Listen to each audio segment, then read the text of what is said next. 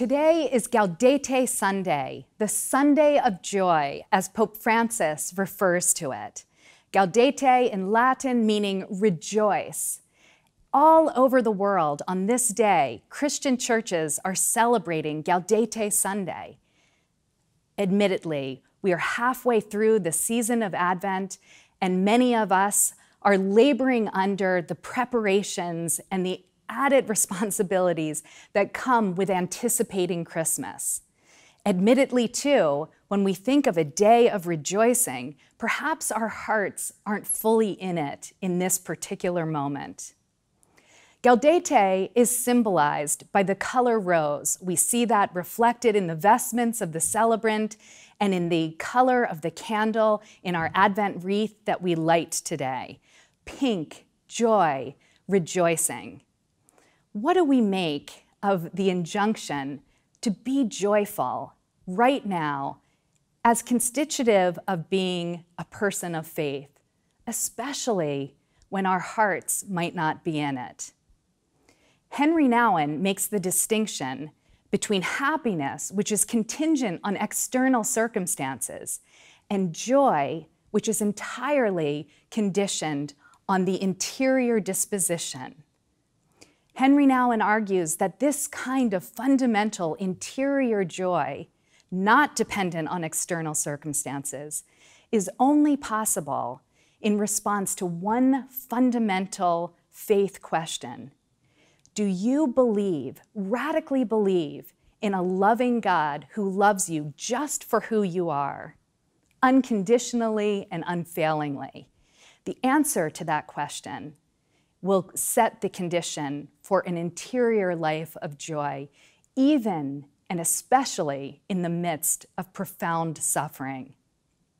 So I know that many of you might be arriving at this point in Advent today with very heavy hearts.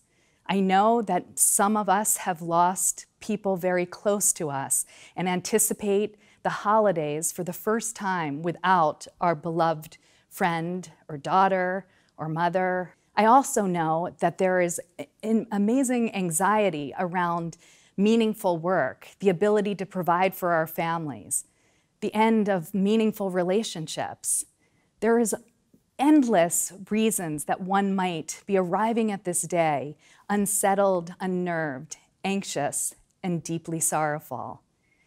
Communally, when we step back and we look at our neighborhoods, at our cities, at our countries, at the world, what do we see? What is the cause of so much suffering and anxiety?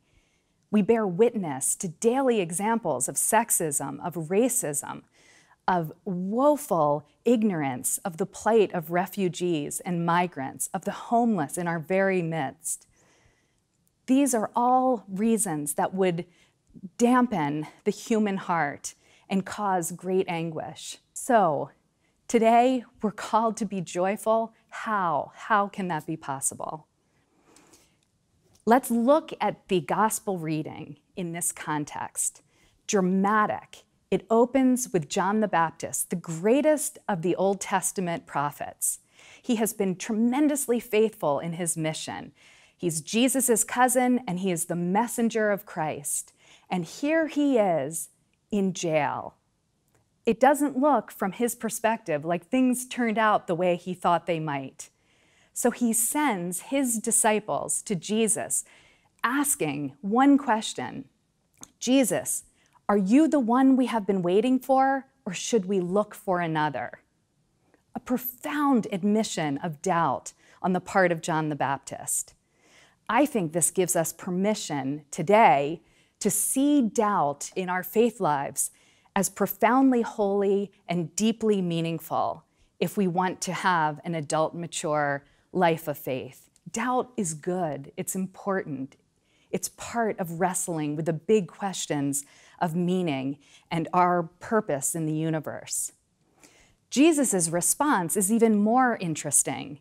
He doesn't send his disciples, John's disciples, back with evidence of how he has conquered and vanquished, of his almighty power.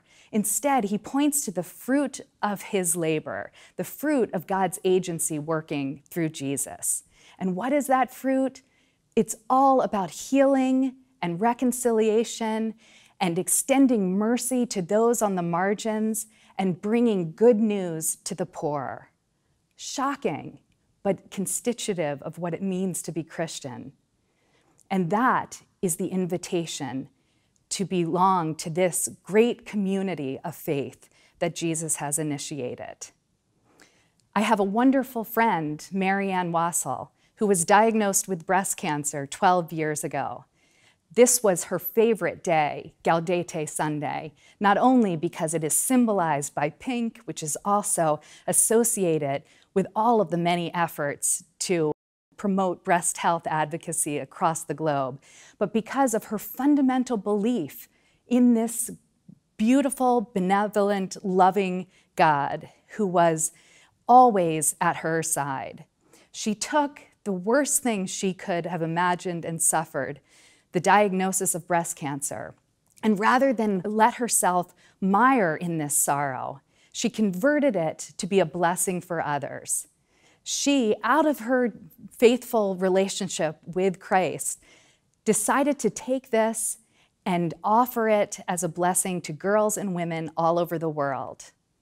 That's an example that gave rise to hope and encouragement and love and consolation for so many. And this is what we are being asked to do on this day. No matter what sorrows are on our heart, no matter what we have brought here on this Gaudete Sunday, we each have the fundamental question before us. Do you believe in a God who so lavishly loves you just for being you, is unfailing in God's love for you? And if that answer is yes, can you let yourself be a blessing to others, be hope for others? Ultimately, this day of rejoicing is about celebrating what is good in order to fix what is wrong. Happy Gaudete Sunday.